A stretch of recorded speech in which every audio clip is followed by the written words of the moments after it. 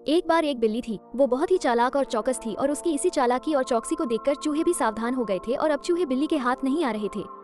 एक समय ऐसा आया कि बिल्ली भूख के मारे तड़पने लगी।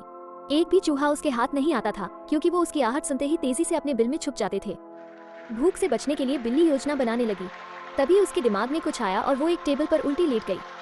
उसने सभी चूहों को ये सोचने पर मजबूर कर दिया कि वो मर चुकी है। सारे चूहे बिल्ली को ऐसे लेटा हुआ अपने बिल से ही देख रहे थे।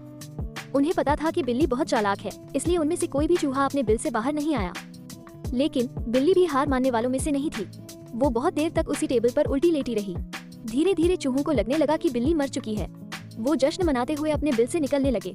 चूहे जैसे ही बिल्ली की टेबल के पास पहुंचे, उसने उछलकर 2 चूहे पकड़ लिए। इस तरह बिल्ली ने इस बार तो अपने पेट को भर लिया, लेकिन चूहे अब और भी ज्यादा सतर्क हो गए।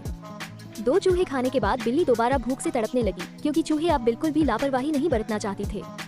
इस बार पेट भरने के लिए एक बार फिर बिल्ली को योजना बनानी थी, लेकिन इस बार छोटी योजना काम नहीं आने वाली थी। इसलिए बिल्ली ने अब खुद को पूरे आटे से ढक लिया।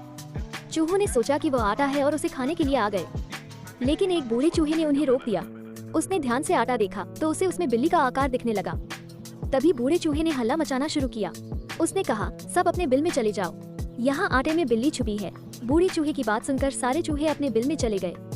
जब बहुत देर तक एक भी चूहा बिल्ली के पास नहीं पहुंचा, तब बिल्ली थकने की वजह से उठ गई। इस तरह बूढ़े चूहे ने अपने अनुभव से सारे चूहों की जान बचा ली। कहानी से सीख। बिल्ली और चूहे की कहानी से यह सीख मिलती है कि बुद्धि का इस्तेमाल करके धोखे से बचा जा सकता है।